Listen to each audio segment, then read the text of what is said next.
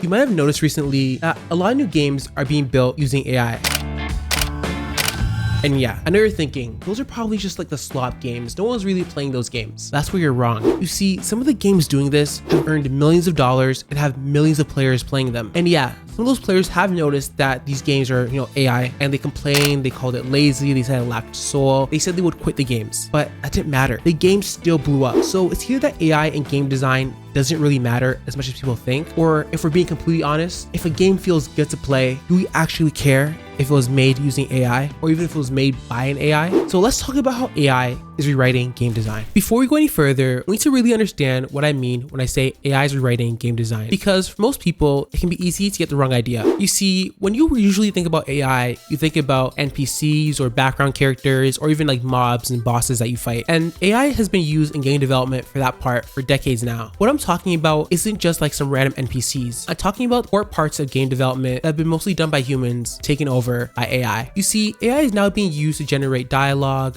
assist with voiceover work, and even build out the entire environment of the game. These are core technical systems that take a lot of human thought and planning, but now it's being done by AI. I actually see this being done already on a smaller scale. You see, some studios are using AI for background voices or to generate different variation of NPC dialogue just to make things feel a bit less repetitive. There's also tools out there like Unreal Engine 5 that makes it easy to build out entire worlds with just like a click. And what makes it easy to miss these things though is that it kind of just blends in. Like if you're walking through a game, are you really stopping and thinking about how this tree was generated or how that blade of grass was placed there? Probably not. And that's where the gap kind of starts to form. You see, players still expect AI systems to kind of just be like your mobs, your NPCs, but the way AI is working now is hitting a lot closer to home than most people even realize. I think for most of us, the idea of games or game development is like a very human thing to do. Like for every single mechanic in a game, there's someone who thought about it, someone who designed it, someone who developed it. And that's the part that's starting to change. You see, AI isn't just like assisting in the work anymore. It's influencing how the work is even done. Like developers are no longer just creating every piece directly. They're like guiding systems that generate these mechanics themselves. And when that's happening, it can really make it hard to understand who actually made the game that you're playing. A human or a machine. To understand how big of a shift this really is, let's look at how AI is being used right now in the real world. One of the biggest ways that AI is being used is in dialogue. You see, for a big game like a Cyberpunk or GTA, there's thousands of lines that need to be written for the game, and even thousands more needs to be written for the side dialogue in the world. And that's a lot of work for a writer to do. And I think we've all come across the experience where we're playing a game and then we kind of just stumble across an NPC that's kind of said the same thing that another NPC has said before. And it reminds us that, oh yeah, this is a game. They're going to say the same thing over and over. And the designers and the developers don't want that to happen. What they're doing is that they're creating like a text and they're having AI make variations of that text to feed into the different NPCs. That way it keeps the player immersed. But it's not just like the dialogue or the writing that's changing, it's the voice actors or the voiceovers themselves. You see, the process of like having a voice in a game is pretty involved. You need a writer to write the text, you need a voice actor to voice the text, you need like studio time to record things, a director to direct everything. It's just a lot of work and a very costly and time-consuming process. So in order to cut down on these costs and time, the developers are actually having like text-to-speech systems and then just output a human sounding voice into the game, like a background NPC or something that most players won't really notice. This is used to save costs and also cut down development time. And even the testing for the games is changing. I don't know if you've ever seen those videos on YouTube of the guy who does like a Trackmania world records, and he kind of has like a Trackmania bots go through the game and then find different glitches and bugs that happen, and then he can use that to his advantage to set new world record. It's the same thing with game design right now. The game developers are having bots go through their games and simulate what a player would do and find different bugs or glitches that they might not have caught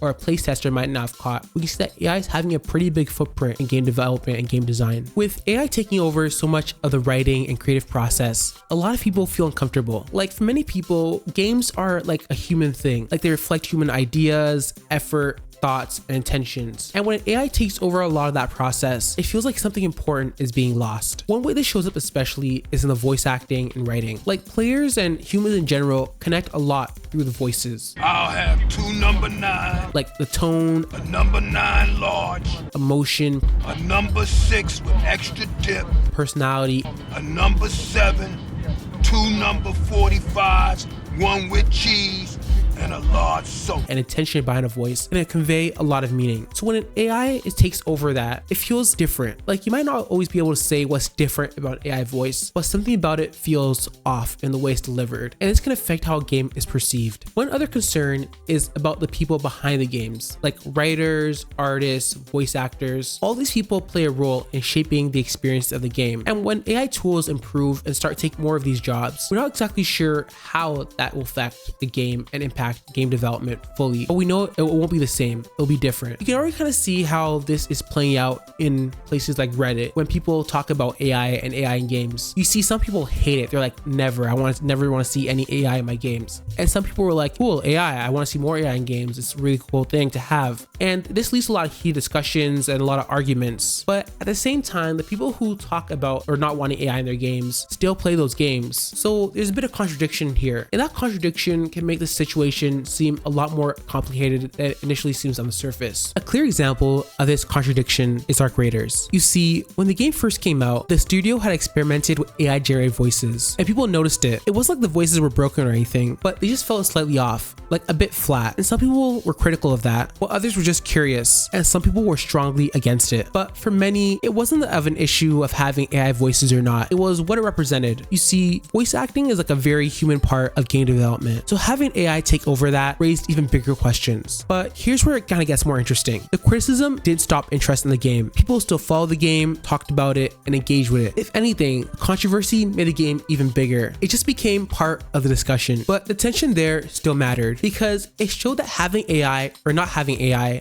isn't like a black and white issue. It's a gray zone in between. Games using these tools still have an audience and people still play them. And after a while, the criticism wears off and the focus shifts onto the game itself. And that's where a disconnect is created because what people say doesn't always match what they do. Like if a game is engaging and has fun gameplay, that kind of matters more than if they used AI or not. And we've kind of seen this pattern before in the past. Features that were criticized eventually became the mainstream. For example, DLCs were very controversial when they first came out, but now it's kind of normal for a game to have a DLC. Actually, I made a video in the past talking about the history of DLCs and why they're controversial, so maybe check that one out after this video. But the difference today with DLCs and AI is how quickly that shift is happening, and this kind of suggests that the resistance that people are putting up against AI might not be enough to push it back down. I do think though that if AI continues to be used in games, it could completely change how game development is done. Like instead of having a fixed game loop where like you go on certain missions and then you play out towards the end of the game, gameplay could change completely. Like it'd be more tailored toward each player's experience. Like based off what a player does in the game, it could change how the NPCs react or how the world itself reacts, or what people do in the game changes how the player treats them. Like these aren't exactly new ideas, but AI makes those systems more flexible. Instead of having like pre-written or predetermined branches, the systems can respond in real time to every decision the player makes. Maybe the player chooses to do one mission before another mission, that changes how following missions are done. Maybe the player is nicer to one NPC, and that changes how the NPC reacts during a mission, or things like that. Having these AI generated systems will completely change the role a developer has in game development. Like they wouldn't be really developers anymore, they'd be more game designers, because they wouldn't have to like program every single encounter in detail, but instead they would define boundaries or guidelines for the AI systems to do that. The AI be more responsible for creating the experiences that a player will see. It kind of reminds me of like thing in SAO. It's going on a tangent a bit, but at the end of SAO, there's like a world egg that's given, and this will allow players and developers to create their own versions of worlds that are similar to SAO that can use the same AI systems that can have different interactions and be tailor-made to what a developer or player wants to experience. Having these will open up a whole new world of possibilities for games that we just can't really imagine yet today. But there is also a downside. This will reduce the developer's control over a game and might make a game not exactly what they intended it to be, or might make it completely different for different players. If AI continues to shape the worlds, the dialogue, and the gameplay of the games we see today, then the games we play in the future won't really have a clear source. Like today, if I see like a insert generic sports ball game with current year, it's probably an EA game, and I can expect like microtransactions and things like that. But if that happens in the future, can I really blame EA if it's the idea or filtered through a AI system? See, for a lot of players, the connection to a game is also affected by the developer. Like if I see Rockstar expect, stunning game with a huge world and huge graphics and a lot of feature support. But in the future, will that be the case? Does it really matter though to most people if a game was made by AI? I think for most of us, we just want a game that's fun to play, a comfortable experience that we can enjoy with friends, and something that can take our mind off the crazy world that we live in today. So